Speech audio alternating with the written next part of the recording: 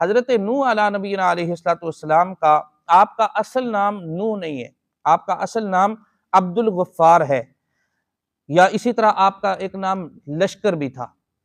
लेकिन हज़रत नूह अलैहिस्सलातु वस्सलाम का जो लक़ब है वो नूह है, और उसी से लक़ब से ही मशहूर हो गए। असल नाम आपका अब्दुल गफ्फार था। आप हज़रत इदरीस अला नबीना अलैहिस्सलातु वस्सलाम के पड़पोते हैं, और फिर आपको आदम सानी भी कहा जाता है।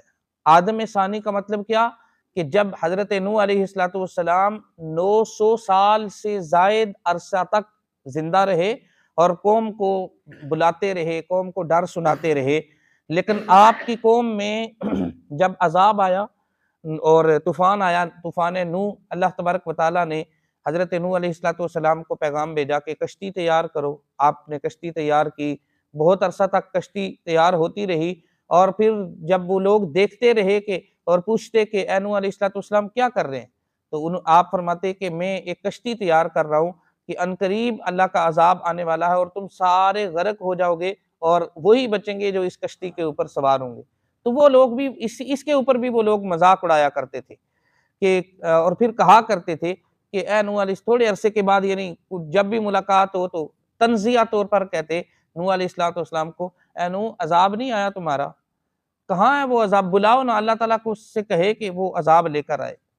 तो इस तरह तंजिया तौर पर वो जुमले कसा करते थे।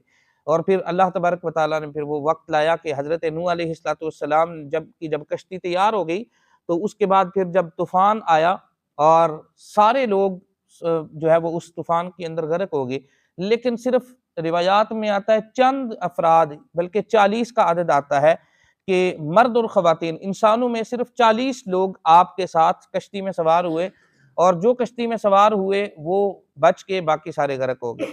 और वो जो 40 अफराद, यानी इंसानों में से 40 अफराद, और उसके अलावा कुछ जानवरों में से एक एक जोड़ा, परिंदों में से, जानवरों में से जो जो कश्ती में सवार हुए, अल्लाह तबारक व तआला ने उनको बचा लिया। लेकिन इंसानों में सिवाय हज़रत नूह अलैहिस्सलातु वस्सलाम की और किसी की आगे नस्ल ना चल सकी। हालांकि कश्ती में सवार होने के बावजूद भी आप बच गए, लेकिन उसके बावजूद भी उन 40 में से भी किसी की नस्ल आगे ना चली सिवाय हज़रत नूह अलैहिस्सलातु वस्सलाम के। इसीलिए आपको आदम सानी भी कहा जाता है, यानी जैसे हज़रत आदम अलैहिस्सलातु वस्सलाम से आगे पूरी इंसानियत पैदा हुई, इसी तरह हज़रत नूह अलैहिस्सलातु वस्सलाम के दौर में आकर वहाँ पे भी सारी इंसानियत ख़त्म हो गई सिवाय हज़रत नूह अलैहिस्सलातु वस्सलाम की औलाद के, फिर वो आपकी औलाद आगे चली, तो ये पूरी कायनात जो है वो दोबारा वजूद में आई। पूरी कायनात के इंसान जो है वो दोबारा पैदा हुए, तो इसलिए आपको आदम सानी भी कहा जाता है। रिवायात में आता है कि आपकी जो ज़ौजा थी वो भी कश्ती में सवार ना हो सकी, वो भी गैर मुस्लिम थी, कश्ती में सवार ना हुई। सॉरी, आपका बेटा जो था वो कश्ती में सवार ना हुआ, और उस वजह से वो भी उस पानी की नज़र में हो गया। जो जो लोग बच गए, अल्लाह तबारक व तआला ने उनको बचा लिया। मुख्तलिफ किताबों में आता है, एक वाक़या आता है कि हज़रत नूह अलैहिस्सलातु वस्सलाम एक बस्ती में से गुजरे, तो एक झोंपड़ी के अंदर एक बुढ़िया रहती थी, और वो हज़रत नूह अलैहिस्सलातु वस्सलाम के ऊपर ईमान ले आई थी। तो हज़रत नूह अलैहिस्सलातु वस्सलाम लोगों को बताते रहे कि अनकरीब अल्लाह का अज़ाब आने वाला है। तो वो बुढ़िया जो थी, उन्होंने कहा कि ए नूह अलैहिस्सलातु वस्सलाम, जब अज़ाब आएगा, पानी आएगा, तो आप मुझे भी कश्ती में साथ बिठा लेना। लेकिन हुआ क्या कि वो कश्ती जब आया, तूफान आया, तो हज़रत नूह अलैहिस्सलातु वस्सलाम को याद ही नहीं रहा उस बुढ़िया का। और फिर जब वो तूफान आ गया, पानी घरों में दाखिल हो गया, कश्ती में हज़रत नूह अलैहिस्सलातु वस्सलाम बैठ गए, उसके बाद आपको याद आया कि ओहो, मैंने तो एक बुढ़िया से वादा किया हुआ था, और उसने वो मेरे ऊपर ईमान ले आई थी, मैंने उससे वादा किया था कि मैं आपको अपने साथ कश्ती में बिठाऊँगा। बहरहाल वो कितने अरसे के बाद जब वो तूफ़ान ख़त्म हुआ, हज़रत नूह अलैहिस्सलातु वस्सलाम वापस दुनिया में तशरीफ़ ले आए, ज़मीन पर तशरीफ़ ले आए। उसके बाद आपने सबसे पहले उस बुढ़िया की खबर ली कि जाऊँ देखूँ उस बुढ़िया का क्या हाल है। और जब आप तशरीफ़ ले गए उस बुढ़िया के पास, जाकर देखा तो वो झोंपड़ी उसी तरह मौजूद है। हालाँकि सारी कायनात ख़त्म हो गई, सारी दुनिया ख़त्म हो गई, लेकिन वो झोंपड़ी जो थी, जो हज़रत नूह अलैहिस्सलातु वस्सलाम के ऊपर ईमान ले आई थी, उसकी झोंपड़ी अभी बाकी है। और जो ही हज़रत नूह अलैहिस्सलातु वस्सलाम पहुँचे, तो वो आगे से कहने लगी, ए नूह अलैहिस्सलातु वस्सलाम, क्या अज़ाब आ गया है?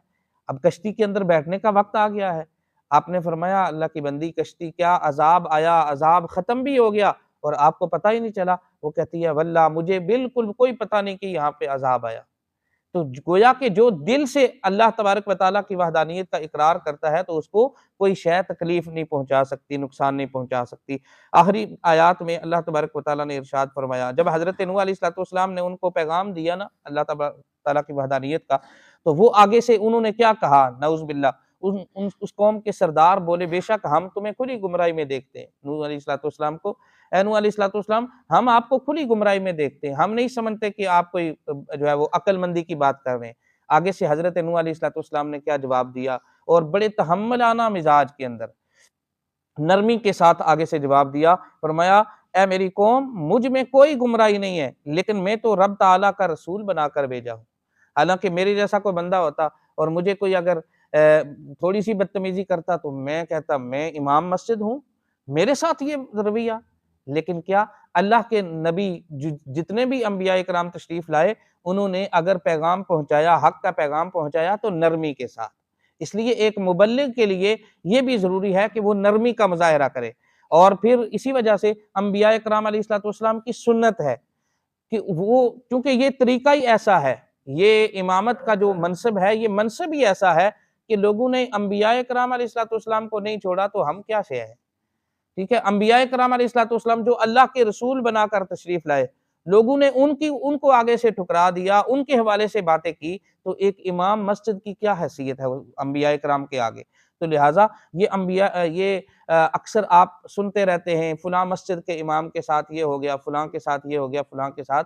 ये असल में ये दीन के ऊपर चलने का जो है ना, वो निज़ाम ही ऐसे ही शुरू से ही अंबिया इकराम अलैहिस्सलाम ने हक का पैगाम दिया तो उनको लोगों ने जुटला दिया, उनके ऊपर आवाज़ें कसी। कहते थे ना नूह अलैहिस्सलाम आपका अज़ाब नहीं आया, आप तो कहते थे अज़ाब आ गया, आया नहीं है अज़ाब। और फिर आगे से क्या कहते हैं, हम तो देखते हैं आप खुली गुमराही में हैं, आप गुमराह हैं, नऊज़ बिल्लाह। तो गोया कि ये इमामत का जो फरीज़ा है, ये अंबिया कराम, इसीलिए फरमाया ना अल उलमाउ वरसतुल अंबिया, और उलमा जो हैं वो अंबिया के वारिस है। तो एक तरफ तो ये देखें कि जो उलमा का जो मनसब है, आइम्मा का जो मनसब है, वो अंबिया कराम अलैहिस्सलाम की विरासत है, वारिस हैं। दूसरी तरफ पता चला कि जो लोग उलमा की कदर नहीं करते, जो लोग आइम्मा की कदर नहीं करते, नमाज पढ़ के बाहर जाके बातें शुरू कर देते, तो गोया वो किसका हक अदा कर रहे हैं? वो उन लोगों का हक अदा कर रहे हैं कि जो अंबिया कराम अलैहिस्सलाम को तंग करने वाले थे। मुनाफिकीन का किरदार वो अदा कर रहे हैं। तो हमें ये देखना है कि हम अंबिया कराम अलैहिस्सलाम के साथ जो सहाबा का अंदाज था, हम वो अंदाज अपना रहे हैं या मुनाफिकीन का अंदाज अपना रहे हैं। तो ये हमें देखना होगा।